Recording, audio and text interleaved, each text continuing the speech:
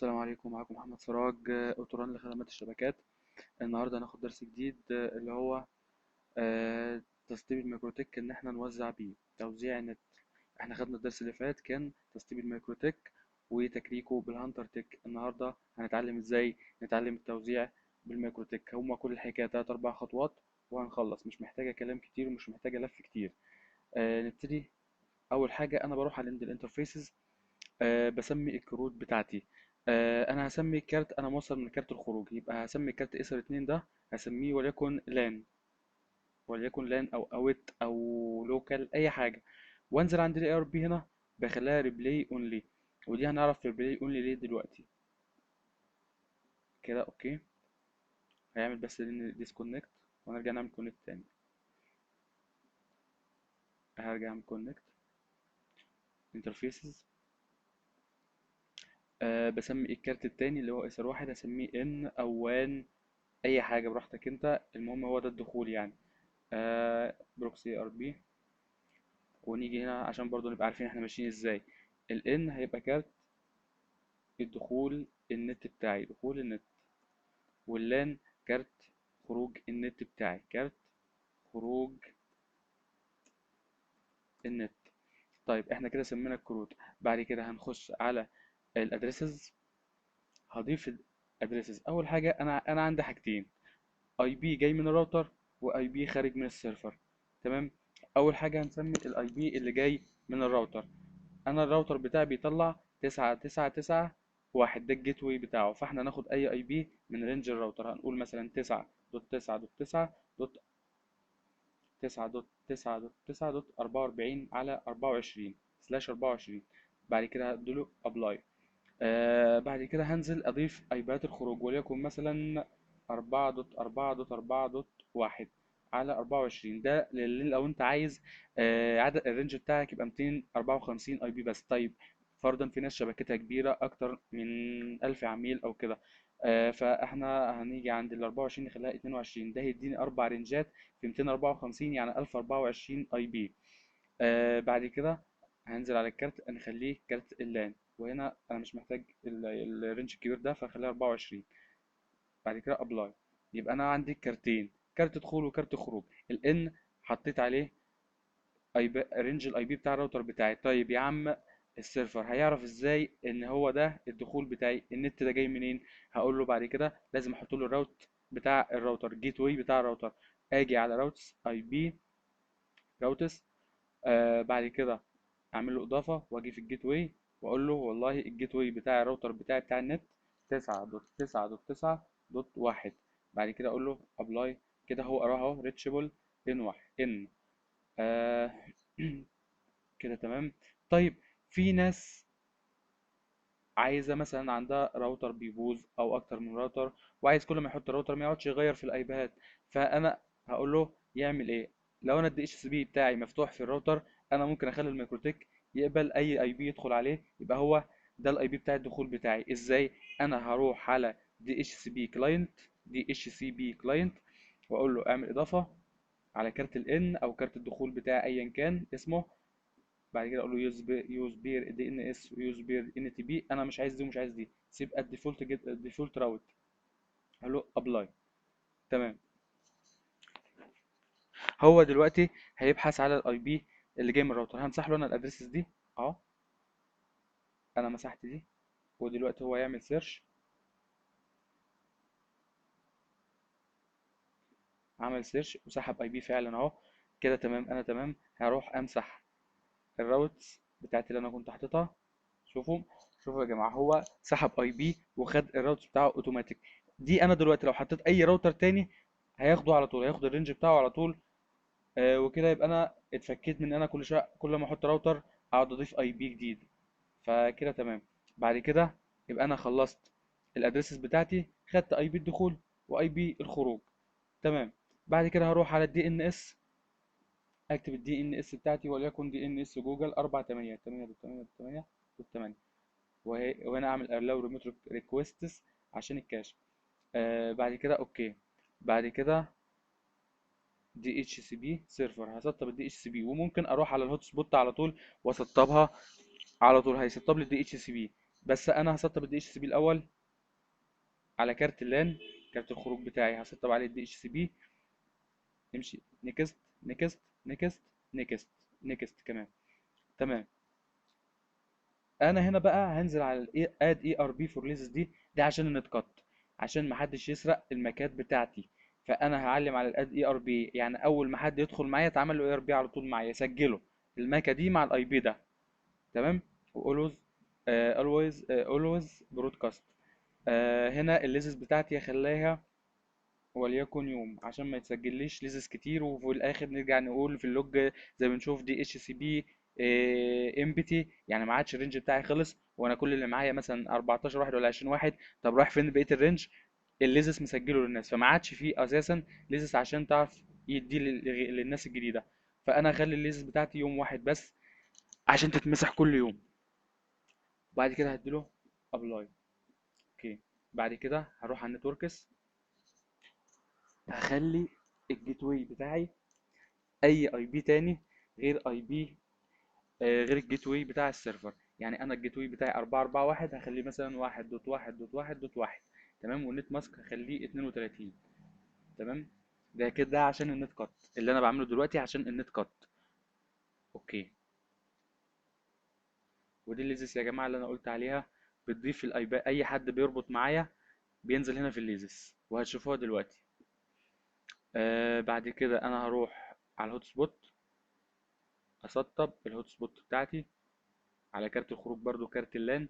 نيكست، نيكست، نيكست، نيكست، نيكست، نيكست. الدي ان اس نيم اللي هو بيطلع في المتصفح بتاعي هنا كده. هنا لما اجي اول ما بسجل يقول لي www دوت مثلا اوتوران دوت نت. انا مش انا دي اللي هتطلع لي، بدل ما بيطلع لي الاي بي بتاع السيرفر بتاعي اللي هو مثلا 4.4.4.1، لا هيطلع لي www.autoran.net. تمام. يبقى انا هكتب هنا www.autoran.com او دوت نت. بعد كده هو ده اليوزر اللي انا هدخل عليه من على الهوت سبوت. ده مش اليوزر بتاع الوين بوكس، ده اليوزر بتاع الهوت سبوت اللي هو اليوزرز اللي هتيجي اللي بتدخل، الناس اللي بتدخل معايا، المشتركين بتوعي سكسسفول. تمام.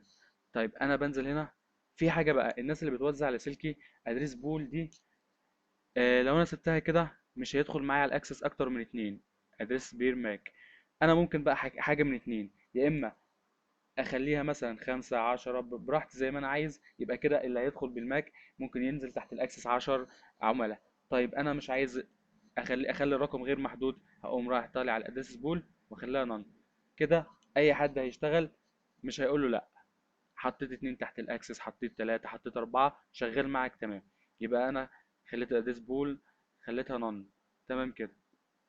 بعد كده هروح على السيرفر بروفايل، هدخل على اللوجن واشيل الكوكيز عشان لما حد يجي يدخل تاني ما يتسرقش بالنت كات. اغلب اللي بيسرقك بالنت كات بيعتمد على الكوكيز بتاعتك. هو بياخد الماكه ويروح يغيرها في كارت اللان بتاعته. اول ما السيرفر بيجي اول ما بيجي يسجل دخول على السيرفر، السيرفر بيقراها الماك دي بيقول له اهلا وسهلا يا، ويدخله باسم العميل اللي هو سارق الماك بتاعه. يبقى انا هديله اوكي، وكده قفلت الكوكيز بتاعتي. بعد كده بروح على اليوزر بروفايل، هحط السرعات بتاعتي. انا مثلا 256، اسم البروفايل 256، وبخلي الريت ليميت بتاعتي طبعا السرعه 256 او اي سرعه بقسمها على 8 عشان تديني الابلود بتاعي. ال 256 على 8 هتديني 64 كيلو، ولازم الكي تكون كابيتال على 256 كده. السرعه بتاعتي تمام. طيب بعد كده انا بروح هنا اشيل الترانسبورتر بروكس دي وادي اوكي. بعد كده هاخد منها كوبي ونحط السرعه 512 زي ما عملنا في التاني. هنقسم 512 على 8 هتديني 128 ابلود، 128 ابلود على 512 داونلود. كده تمام. وهكذا كل الايباد، كل السرعات بتاعتي كده هخليها 1 ميجا، 1 ميجا على 8 فيها 256 ابلود على 1024 داونلود. طبعا انا السرعه بتاعتي اساسا ما بتجيليش كامله من الشركه، فانا مش هحط له 1024 العميل، لان انا اساسا ما باخدش ال 1024. انا كل اللي باخده من الشركه ممكن 800 كيلو، هم دول الميجا اللي بتجيلي من الشركه. تمام. نخلينا على قد كده. طيب هعمل بروفايلات، اللي هو التحذير اللي هو قبل انتهاء الشهر، والبروفايل بتاع فصل الخدمه لو ما دفعش العميل. هنسمي مثلا قبل انتهاء الشهر باسم بازر وليكن. وهنزل هنا في الريت ليميت اخلي مثلا السرعه 512، يبقى 128 ابلود على 512 داونلود. بسيب دي ترانسبورتر بروكسي، واروح على الاوبن ستيتس بيج، بخليها اتش تي تي بي لوجن. بعد كده بروح على الادفيرتز، وهنا الاي بي بتاع الخروج بتاعي هنقول له اتش تي تي بي. اي بي الخروج بتاعي كان 4.4.1. اي بي الخروج بتاع السيرفر 4.4.4.1. بعد كده اقول له مثلا اسم الصفحة باز دوت اتش تي ام ال، دي اسم الصفحة بتاعتي. طيب بعد كده الادفيرتز، هو عايز مدة الصفحة دي تطلع له بعد قد ايه وتقعد قد ايه. هقول له الصفحة انا عايزها اول ما يسجل دخول على طول تطلع له. طيب ولو انا عايزها بعد كمان شوية، انا اقول له مثلا بعد مثلا هي تطلع على طول. طيب بعد ما طلعت دي اقول له كمان بعديها كمان بدقيقتين. طب عايز بعد دقيقتين اضيف من هنا وهكذا. طيب بعد كده انا بدخل على ادفيرتز تايم، انا بخليها نيفر، مش عايزه يقطع النت. تمام. كده انا عملت التنبيه اللي هو في اول الشهر، وكده الاعدادات معايا ان شاء الله تمام. طيب انا عايز اعمل التنبيه، خلاص هو ما دفعش العميل، ما دفعش والرساله طلعت له يومين ثلاثه ما دفعش، عايز افصل عنه النت. بعد كده اروح على الجنرال، وارجع تاني اكتب له مثلا وليكن اسم البروفايل كات. هنا بروح على الريت ليميت، وليكن 1 كيلو على 1 كيلو، مش هتفرق لو سبتها عادي مش هتفرق. برضه اروح اخليه اتش تي تي بي لوجن، واعلم على ترانسبورتر بروكس تحت. أه واروح برضه على الادفرتيز، اقول له اتش تي تي بي 4.4.4.1 سلاش اسم الصفحة وليكن اف فصل دوت اتش تي ام ال، دي اسم الصفحة. ادفرتيز انا عايزها اول ما يدخل يسجل دخول تطلع له على طول، مش عايزها تطلع له كل فترة، هي كده اول ما يسجل سيبوها على كده. بعد كده اقول له immediately اقطع عنه على طول. تمام. وفي حاجة تانية كمان، الناس اللي بتسأل يقول انا عايز اشغل اكتر من يوزر على بروفايل واحد، بتيجي ازاي؟ هقول له برضو هنا يعني بالمناسبة طالما احنا في السرعات، بروفايل السرعة الشيرد يوزر دي، هو كده المعروفة، اليوزر مش هيدخل الا باسم واحد بس، مش هيدخل الا باسم واحد على البروفايل ده. طب انا عايز الاسم ده يدخل على اكتر من جهاز في وقت واحد، مثلا عايز جهازين ثلاثة جهازين ادي اهو، الشيرد يوزر اتنين، عايز 7 اجهزة 7 كده. يبقى انا كده البروفايل ده هيدخل الاسم، هيدخل 7 مرات على جهاز، على 7 اجهزه في وقت واحد. بس كده تمام. بعد كده نروح نجرب بقى ونشوف النت شغال معانا ولا لا. هنفتح كده صفحه،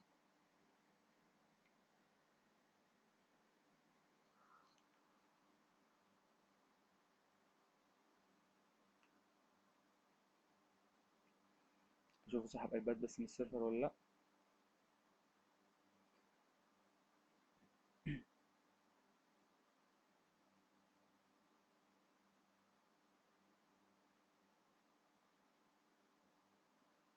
كده ما سحبش ايباد، معلش عشان انا مثبت ايباد كده وبس.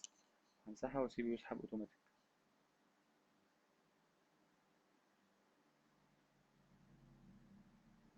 كده المفروض يسحب ايباد هنا اوتوماتيك بتاعت السيرفر الجديد اللي هي كده تمام.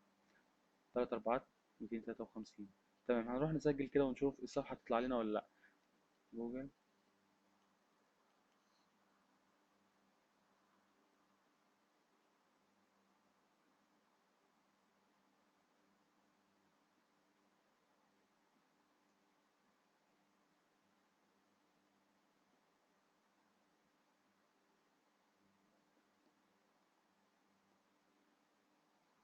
طيب كده تمام. معلش كان السلك بس اللي علق معايا في الكيسة بتاع السيرفر.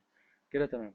انا هعمل دخول تاني، لوجن، واقول له ادمن، الاسم اللي كان ظاهر معايا دلوقتي، وهنشوف كده النت فتح معايا تمام، والسرعة معايا تمام. انا دلوقتي فاتح بالسرعة الديفولت، فهنجرب نحمل اي حاجة كده ونشوف. نقول له فايل، ونقول اعادة تحميل. طبعا انا سرعتي المفروض ان سرعتي 12 14 ميجا، فكده انا بحمل فعلا بسرعة 14 ميجا. وهنشوف دلوقتي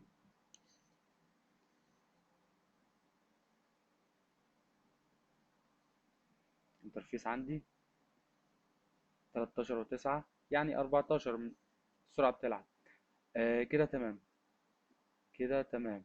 طيب انا دلوقتي خدت سرعة مفتوحة. طيب نجرب بروفايلات السرعة التانية بتاعتي. هنشوف الهوت سبوت، هنروح نخلي اليوزر مثلا، نعمل يوزر جديد. كده انا هضيف يوزر جديد اهو عشان برضو نتعلمها بالمرة. يوزر جديد هسمي مثلا باسم يوزر، والباسورد مش عايز باسورد. انت ممكن تحط له باسورد، ممكن لا. الادريسز ممكن احدد له اي بي، ان اليوزر ده ما يفتحش الا بالاي بي ده. والماك ان انا اربطه برضه بالماك. يبقى وانا بضيف اهو، اول حاجه السيرفر ده لو عندي ان انا بس باكتر من كارت، يعني مثلا اعمل كارت للوايرلس، وكارت للسلك، وكارت لحاجه تانية، انا بحط اليوزر ده على انهي واحد فيهم. تمام. انا ما عنديش الا كارت واحد فبسيبه اقول. بعد كده النيم اللي هو اسم اليوزر الجديد اللي انا بحطه، انا كتبته باسم يوزر. بعد كده الباسورد عادي، انا مش هحط له باسورد، بس انت ممكن تحط له عادي براحتك. الادريسز انا عايز اربط اليوزر ده ما يفتحش الا بالاي بي ده. الماك انا عايز اربط اليوزر ده بالماك بتاعه، بحيث ان لو فتح من اي جهاز تاني غير الجهاز ده مش هيفتح معاه، هيقول له الماك مش صح. طيب البروفايل اللي هو بروفايل السرعه بتاعي، انا مثلا هختار له، هناخد البروفايلات كده واحنا ماشيين 256. الليميتس دي لو انا عايز احدد له ليميتس، ان انا مثلا عايز احدد له 10 جيجا او 5 جيجا، خلاص هيجيب ال 5 جيجا او كده، هيوقف على طول، اليوزر ده هيتوقف. الاب تايم ده انا بحدد له وقت، يعني انا عايزه يفتح اول حاجه دي اللي هي الاب تايم دي، انا عايزه يفتح مثلا ساعه ساعتين دقيقه دقيقتين. خلاص بمجرد ما جاب الوقت ده، خلاص اليوزر ده وقف على السيرفر. بعد كده انا بجيب البايتس ان. البايتس ان ده الابلود، البايتس ان ده الابلود. انا بحدد له ابلود قد ايه براحتي. تمام. البايتس اوت ده الداونلود، انا عايزه يعمل داونلود مثلا 10 جيجا 5 جيجا 2 جيجا. ساعة ما يجيبهم برضو اليوزر ده هيتوقف من السيرفر. طيب اللي تحت دي بايتس توتال، ليميت بايتس توتال، الابلود والداونلود. هيجمع الاثنين، جابوا مثلا انا محدد له 5 جيجا داونلود مع ابلود، اول ما يجيب ال 5 جيجا برضه هيتوقف اليوزر. هنا ده العداد بتاعه، هو اشتغل قد ايه، وقت قد ايه، وسحب بايتس ان، عمل ابلود قد ايه، وبايتس اوت، والكلام ده كله. بعد كده انا هقول له انا مش عايز الليميتس دي خالص، هنقفلها. يبقى انا كده معايا اليوزر باسم يوزر على 256. طيب تمام. هنجرب دلوقتي، هنطلع الادمن من الاكتف، ونروح نجرب كده، نقول له جوجل. وعايزك تاخد بالك برضو من حاجه، انا لما باجي افتح مش عايز الموقع يكون فيه اوله HTTPS، صفحه الهوت سبوت مش هتظهر عندي، لازم يكون كده بالطريقه دي www.google.com مثلا. انما اولها HTTPS هيقول لك الصفحه غير موجوده.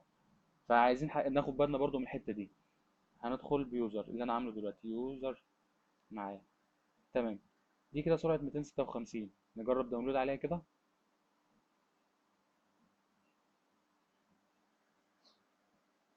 تمام تمام، كده فعلا سرعه 256، يعني اقصاها 35 كيلو في الداونلود. تمام كده، مظبوط كده 256. طيب معلش انا هرفع صفحه هوت سبوت فيها الصفحه بتاع البازر والاتش تي والفصل، عشان نجرب برضو فصل الخدمه والتحذير والكلام ده. لحظه واحده واكون معاكم.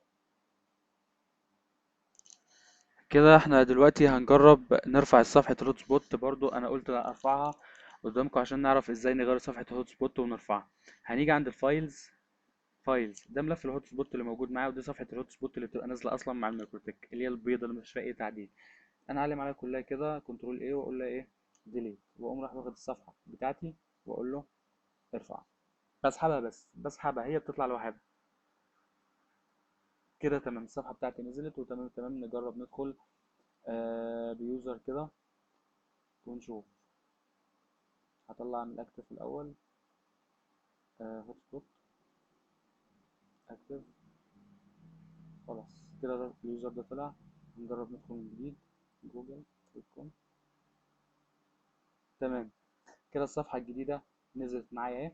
هجرب ندخل كده ونقول له دخلني بيوزر مثلا ادمن، مفيش باسورد طبعا، ادمن. كده تمام.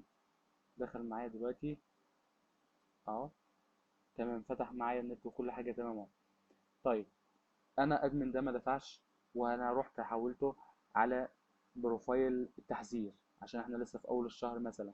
هاجي على، انا هجرب على يوزر بقى. يوزر نيجي على البروفايل بتاعه نقول له خليك على البازر اللي هو التحذير بتاع اول الشهر، ونجرب. نشيل ادمن من الاكتف ونروح نجرب كده النت. google.com ونقول له يوزر، اسم الدخول يوزر. معلش، هي الصفحة باظ دوت اتش تي ام ال وانا كنت مسميها هنا ايه بازر. طيب هروح اعدلها في الميكروتك في اليوزر بروفايل، واروح مسميها باسم بازر، يو زي زي اي ار. تمام كده تمام. ونجرب كده نفتح فيها حاجة تاني.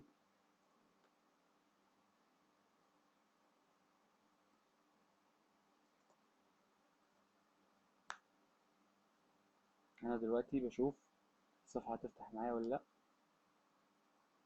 نفتح اي صفحة تاني، معلش انا هطلع اليوزر وارجعه تاني عشان ياخد الصفحة دي. هي فتحت معايا دلوقتي. دي صفحة اللي هي اللي بنقول عليها التحذير. طبعا هي صفحة قطع الخدمة، انا عاملها صفحة تحذير، بس انا بشرح لك بس ازاي بنحط صفحة التحذير وازاي بنحط صفحة قطع الخدمة. تمام. فكده الصفحة فتحت معايا تمام وشغالة تمام معايا اهي. طيب تمام كده. انا هطلع باليوزر وهرجع اسجل دخول تاني. هطلع من اليوزر، هاخده من الاكتف. يوزر، اطلع، نجرب دخول تاني. انا لسه على صفحة التحذير، لسه ما طلعتش يوزر. تمام. اول ما فتحت راح محولني على الصفحة على طول اهو. طيب تمام. المفروض ان الصفحة دي انا بقفلها وافتح معايا نت بعد كده، لان انا ما فصلتش عنه النت كامل لسه، انا سايب النت مفتوح بس انا بحط له رسالة التحذير. طيب نجرب كده نت ونشوف. النت النت فاتح معايا وشغال معايا تمام. طبعا انا محدد للبروفايل ده. تمام كده الصفحة شغالة معايا والبروفايل شغال معايا تمام دلوقتي وكل حاجة تمام. هو فاتح نت ومفيش اي حاجة. طيب تمام. هنجرب بقى صفحة قطع الخدمة. هو ما دفعش وخلاص هنقطع عنه الخدمة. نجرب ندخل نحطه على البروفايل كات ونروح نطلعه من الاكتف ونشوف هي فعلا هيتقطع معايا ولا لا.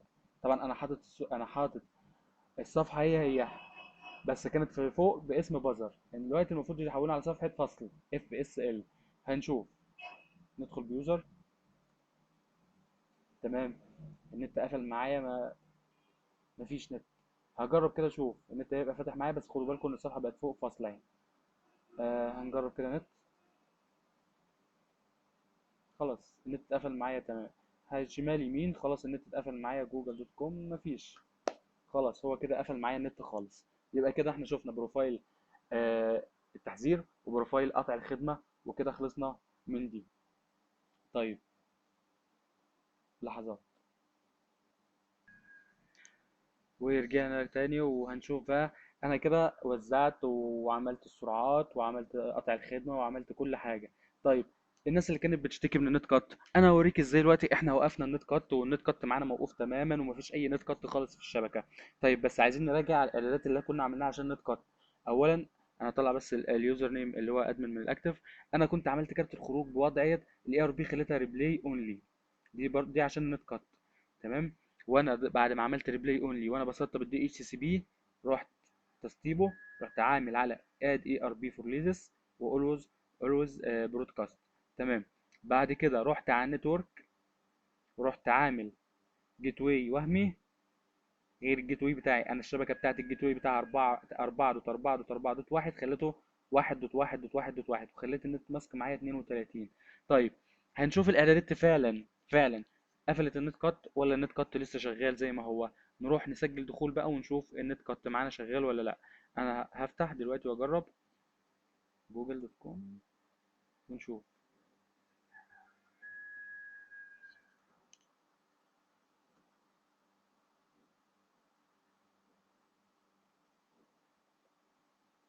لحظة. رجعنا تاني، معلش يا جماعة، احنا هنخلي اللان، هنخلي الاي ار بي بروكسي اي ار بي، مش ريبلاي اونلي. ريبلاي اونلي ساعات بتشتغل وساعات بتعلق، يعني انا دلوقتي انا بشرح كانت شغالة معايا في اول الشرح تمام، ولما جيت اجرب عليها علقت معايا. فهي ساعات بتشتغل معايا وساعات بتعلق، فالافضل نخليها بروكسي اي ار بي، وهتشتغل معانا نفس النظام وكل حاجة تمام. يبقى احنا قلنا البروكسي الاي ار بي هنخليها بروكسي اي ار بي بس. طيب بعد كده اوكي، هنروح بقى نشوف في النت فيه ولا مفيش. هنجرب كده جوجل. تمام، صفحة الدخول بتاعتي فتحت. هروح على نحط يوزر ادمن.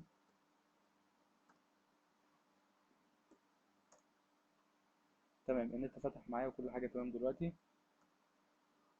تمام، هروح انا اشوف النت كات، هفتح النت كات اهو ونشوف هيقرا معايا ولا ما قراش معايا فعلا. نشوف دلوقتي النت كات بيفتح. تمام، النت كات مفيش اي حاجة خالص، مش قاري اي حاجة معايا خالص اهي، نت كات ابيض يا ورد. طيب نراجع تاني على اعدادات النت كات. عشان اقفل النت كات في الشبكة، انا رحت سميت خليت كارت اللان بتاع الاي ار بي بتاعه بروكسي اي ار بي. بعد كده رحت دي اتش سي بي سيرفر، على الدي اتش سي بي اللي انا مسطبها خليت اد اي ار بي فور ليزس اولويز برودكاست. كده تمام، اد اي ار بي فور ليزس، وبعد كده اولويز برودكاست. وبعد كده بروح اوكي، وبعد كده بروح على النتوركس، بحط اي بي وهمي جيت واي وهمي، واخلي نت ماسك 32. بس دي الاعدادات بتاعت النت كات في الشبكه، وانسى النت كات ان شاء الله ما عادش نت كات. وجربنا دلوقتي السرعات وكل حاجه، نبص لو في حاجه تانية ناقصه.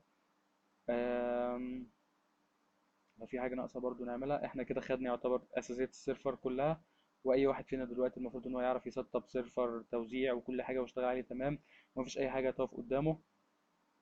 آه، بالنسبة للناس اللي عندها راوتر بورد وهتعمل عليه السيرفر التوزيع، فطبعا الراوتر بورد لو بصيت فوق هنا هتلاقي التاريخ عندك في الراوتر بورد. انا بتكلم في الراوتر بورد ده دلوقتي، هتلاقي عندك التاريخ مش جاي بتاريخ النهارده، هتلاقي التاريخ جاي عندك ب 1970. طب انا اعمل ايه عشان اظبطه؟ باجي على سيستم ان تي بي كلاينت انيبل، واقول له 8.8.8.8. خلاص كده كده يظبط معايا ان شاء الله، وهيزو ياخد، هتلاقيه جاب لك التاريخ الجديد بتاعك والوقت وكل حاجه تمام. وتعلمنا برضو ان احنا نغير ازاي صفحه الهوت سبوت من هنا. كده ان شاء الله يعتبر الشغل بتاعنا تمام كاساسيات واشوفكم في درس جديد ان شاء الله. هوريكم حاجه كده عايز اخد رايكم فيها، ان يكون هي الدرس الجاي. نبص كده بس سوا. انا خلاص خلصت السيرفر ده، هفتح انا بقى على شبكتي واوريكم حاجه. انا هقفل السيرفر ده دلوقتي، خلاص ما عدتش عايزه. نبص على الشبكه، خلاص انا متوصل بشبكتي انا دلوقتي. نقفل النت كات.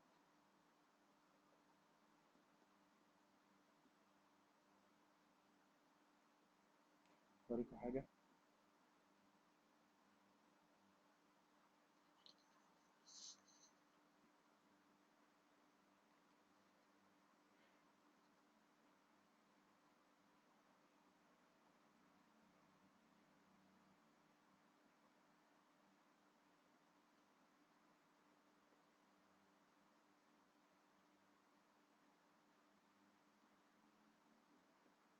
ايه رايكم الدرس الجاي يكون دمج بي سي سي بالطريقه اللي احنا شايفينها قدامنا دي؟ انا بفتح كله قدامكم اهو. انا عايز اخلي الدمج معاكم مفيش اي حد يقف فيه خالص، ومش عايز اقول لك ارمي رولات وارمي الكلام ده كله، انا هدمج لك من الاول خالص بايدي، وانت تبقى عارف الدنيا ماشيه ازاي في الدمج. انا دلوقتي معايا 3 خطوط، خط 12، خط 10، وخطين اتنين. دول الخطين الاتنين اهو فوق بعض اهو، ادي 2 ميجا وده 2 ميجا، وده معايا مطلع 7 ميجا. وانا لو ضغطت عليه كمان في الداونلود شويه، عشان انا بحمل برابط واحد، هنحمل كمان رابط معاه، اعاده تحميل، اعاده تحميل. شوف الدمج كده هيطلع معانا كام. الدمج دلوقتي مطلع معايا 11 ميجا، 12 ميجا دلوقتي. انا الخطين بتوعي ادا 2 ميجا، وده الخط التاني 2 ميجا، والخط التالت مطلع 9 ميجا، 6 ميجا. تمام. انا عايز اخد رايكم المره الجايه، يبقى هو ده الدمج بتاع، يبقى هو ده الدرس بتاعنا، ولا انتوا ايه رايكم؟ هعلمكم ازاي تدمج من الاول خالص بايدك من غير ما تحط ولا رول. اشوفكم في الدرس الجديد ان شاء الله، وعايز اخد رايكم واشوف رايكم على الصفحه بتاعتنا على الفيسبوك. السلام عليكم ورحمه الله وبركاته.